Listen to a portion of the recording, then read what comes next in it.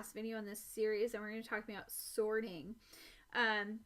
So again, there's more that you can learn about spreadsheets, obviously, and maybe if people are interested, we'll do another one, a 201 series. But this was the last one I felt was like truly relevant, to people potentially using this in the classroom. So we're going to talk about sorting. So there's different kinds of sorting that you can do. Sorting within sheets allows you to kind of reorganize your data by applying like different filters. You can sort your data and then you can filter your data. So what are those different types of sorting? Let's just kind of quickly talk about it. So you can sort your sheet. So you can sort by column. You can sort by ranges. So if you have different data points in a cell, especially when you have different tables, you can sort how that relates to each other. You can sort entire sheets. So you can sort alphabetically by like last name. And you can freeze the header row so that the header row doesn't ever change. You just sort the rest of the sheet. Typically I would sort, like if I used a Google response, a Google form as like an exit ticket, then I would be looking at the spreadsheet and I would typically sort by column. I would sort alphabetically for periods, so then I'd have all of my periods correctly in a row, because for whatever reason, sometimes I would get one student that would forget to hit the submit button and they'd send it during sixth period when they're actually in my period 2. So you'd get everything sorted by period, and then I would sort by last name. So typically when I would ask or use a Google form in my classes, I would delineate and ask the kids their last name as well as their first name so that I could sort it by last name so that it would match my Synergy roster, right? You can sort additional, if you have tables within each sheet, you can sort specific by dragging and dropping. Like if I wanted to just sort this section, you drag and drop and select a specific section and you can sort that range. You can sort by... You can kind of sort a range from one column to the next by selecting what kind of sort: ascending, descending, alphabetical, A to Z or Z to A.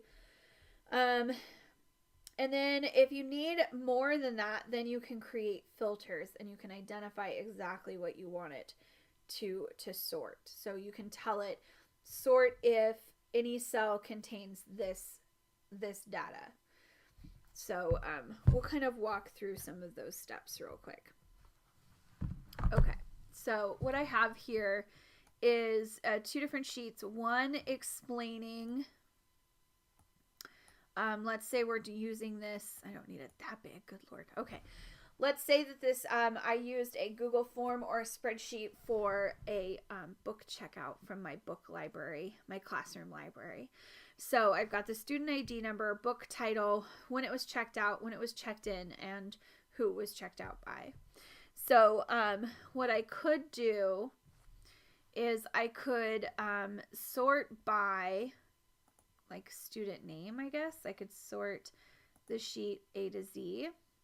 But notice what it just did. So I forgot to freeze my header. So I'm going to Control Z or undo.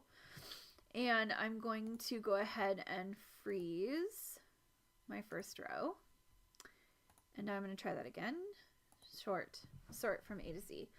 So it automatically tells me, but see, this is where like in my early days of using this, I realized really quickly that when I sort from A to Z and the students are all typing their names, first name to last, then it's not sorting necessarily by last name as it would appear in Synergy. Do you get what I'm saying? So something to think about if you are referencing that.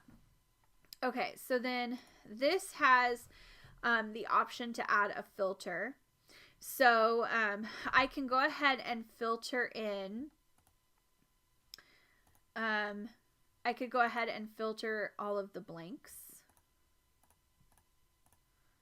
Let's just say I want the blank one filtered. Let's do remove all the rest. Am I missing any? There. Okay.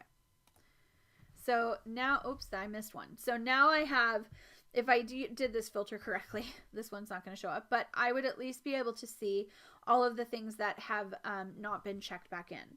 So if you're using this in a capacity where, so let me just, I feel like you can mess around with this one a little bit because the filters have already been added, and then in the next one we'll add the filters.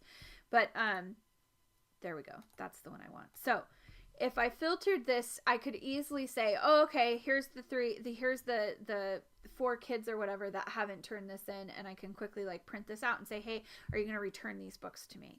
So that filtering option I think is really helpful. Just select all, and now the whole thing comes back. You could check for a specific book title, for example. So like, let's say I had a kid that was specifically looking for the book Divergent. I could quickly find out who has those books checked out and bring them back, right? Or message them and say, hey, are you finished with this? Or when will you be finished with it? And then you could answer the kid real quickly. So the filtering, I think, in this capacity is really helpful. I'm going to just select all. So now my whole list comes back. So that's that is a filter view. And before we were doing just a typical sort. So sort sheet A to Z. I'm trying to think of what else we might want to do here.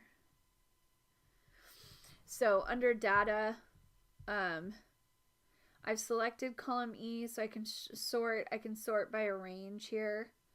So, and then I've got the filter options happening. Okay.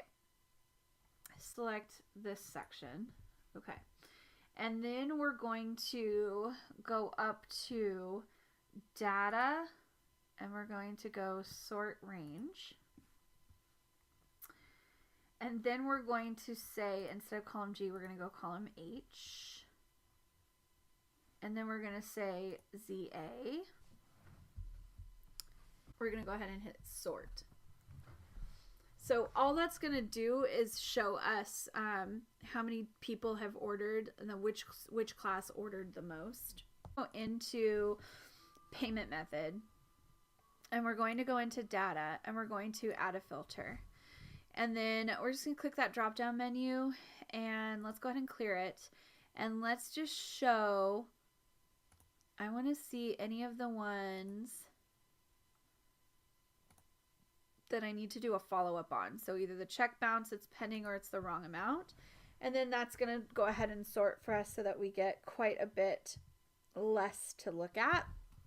These are the kids that I need to follow through with. So you've added a filter that wasn't there before. You can select all to bring it all back. To be perfectly honest, I don't know if there's more that you need here. Those are simple sorting and filtering. So we'll go ahead and stop.